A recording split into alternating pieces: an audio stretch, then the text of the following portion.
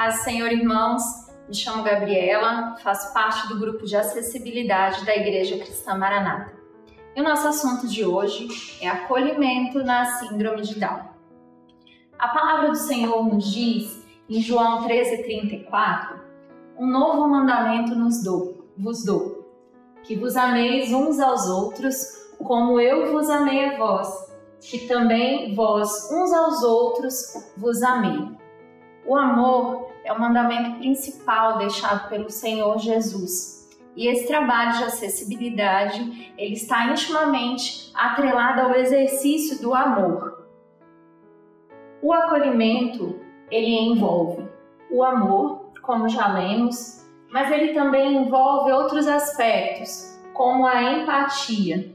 Se nós meditarmos no texto de Lucas 10, 33 e 34, vamos ver a respeito do bom samaritano, aquele que acolheu aquela pessoa deixada no caminho, ferida. Também um aspecto de equidade. A palavra do Senhor nos diz em Filipenses: seja a vossa equidade notória a todos os homens. Equidade é você tratar as pessoas de acordo com as necessidades que elas têm. Então você oferece mais suporte a quem necessita de mais suporte e menos suporte a quem necessita de menos suporte. Também a hospitalidade. A palavra do Senhor nos diz que alguns hospedaram anjos sem saber, praticando a hospitalidade. E também a escuta, como exemplo de Filipe e o eunuco. E assim, nós podemos entender que o acolhimento, ele envolve não só a pessoa com síndrome de Down, mas também a sua família.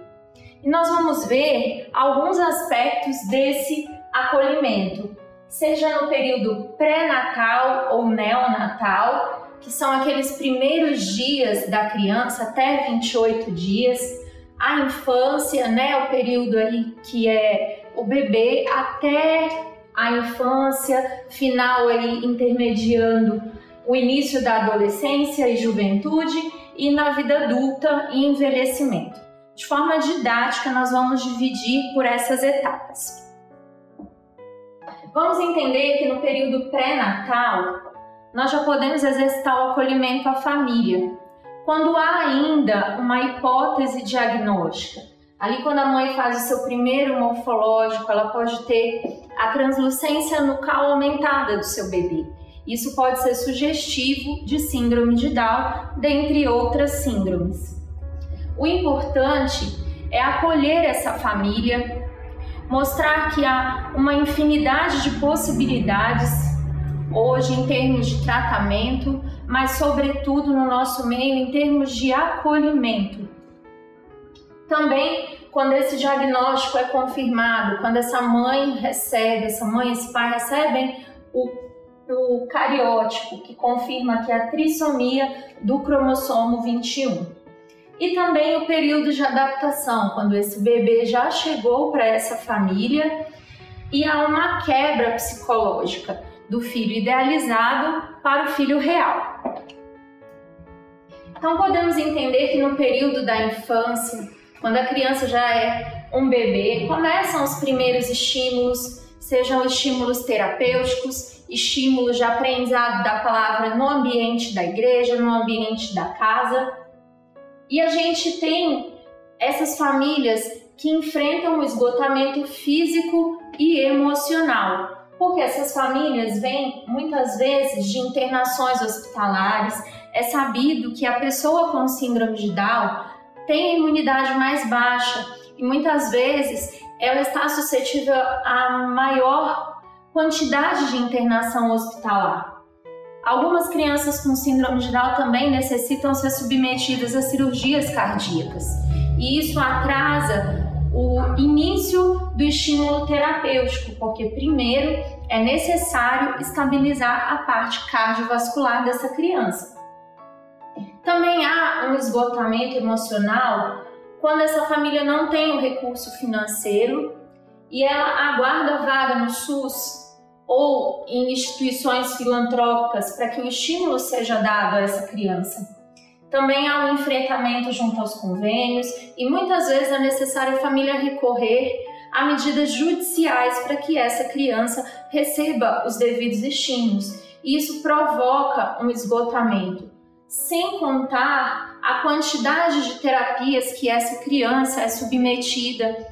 E grande parte dessas terapias, ou a mãe fica presente, muitas vezes deixa de trabalhar, e o pai precisa trabalhar mais para conseguir arcar com os custos da família, ou essa mãe permanece trabalhando e se esgota um pouco mais fisicamente.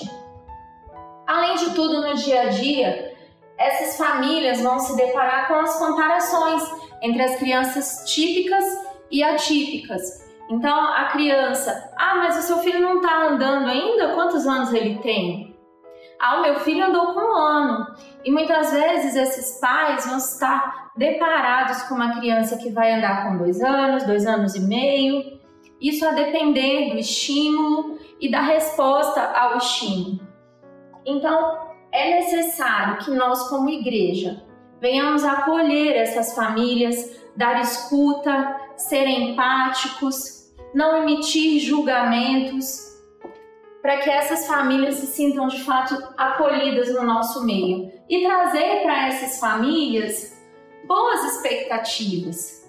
Essa criança ela vai para a escola e essa família tem a expectativa do desenvolvimento. Será que o desenvolvimento dela vai acompanhar o desenvolvimento das crianças típicas? E nós sabemos que a síndrome de Down, 100% dos casos é acompanhado por deficiência intelectual.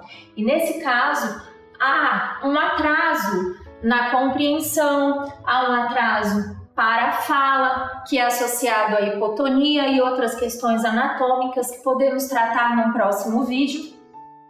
A expectativa do andar, do brincar, do correr. Se na escola essa criança vai conseguir performar, como vai ser o convívio na igreja, na sua vida social. Mas louvado seja o nome do Senhor, que nós vivemos de fato um ambiente em que essas crianças estão inseridas e elas participam em conjunto com toda a igreja. E há um ambiente de acolhimento para elas. Essas crianças vão requerer um pouco mais de estímulo. Então, na hora de acolher a criança, o professor vai precisar trazer um pouco mais de estímulo para essa criança, materializar a aula, para que aumente o leque de compreensão. E será também que essa família não tem expectativa? Meu filho vai aprender a amar a palavra do Senhor? E nós vemos que essas crianças aprendem, amam o Senhor, entendem os atos do culto. Elas convivem junto com as demais crianças típicas e atípicas, porque a igreja é um ambiente acolhedor. E na adolescência, existem alguns desafios emocionais, porque essa pessoa que está crescendo, ela começa a entender que ela tem algumas diferenças, algumas características físicas diferentes de outros demais adolescentes. Essa percepção também está associado a um preconceito que nós sabemos que há na sociedade, mas que não deve existir no nosso meio. O capacitismo, que é colocar essa pessoa numa condição de que talvez ela não seja capaz de desempenhar algo, mas nós sabemos que ela pode desempenhar sim, com devidas adaptações. Isso é tratá-la com equidade, é dar as mesmas oportunidades. A vida estudantil, será que esse adolescente que está ficando jovem, ele vai entrar na faculdade? Como é essa interação social com as demais pessoas? E na igreja não é diferente. Também existem a expectativa da instrumentalidade. Nós vemos que jovens são parte da igreja e eles são parte de um corpo que trabalha para o Senhor, porque eles entendem que há um Jesus que morreu pela vida deles e eles querem demonstrar o amor ao Senhor na forma de instrumentalidade. Também há uma expectativa na vida sentimental, se esse filho vai casar, se ele vai ter filhos, se ele vai entrar no mercado de trabalho, como vai ser a vida dele na faculdade. Então, os pais estão nessa expectativa, mas nessa fase, a pessoa com síndrome de Down ou trissomia do 21, ela toma muito mais consciência das suas limitações. Por vezes é necessário um acompanhamento mais de perto e sempre lembrar que, como igreja, nós temos uma palavra de um Deus que manifesta nele todas as suas obras e a glória do Senhor é manifestada na vida dos nossos irmãos com trissomia do 21. E isso segue, na adolescência, na vida adulta, que nós temos irmãos que estão trabalhando no Manaim, que estão aprendendo a palavra do Senhor, e isso é maravilhoso, porque o ambiente da igreja, ele acolhe, ele insere, e o Espírito Santo é aquele que nos une, que nos faz entender que há espaço para todo tipo de pessoa com deficiência no meio da igreja. E na vida adulta?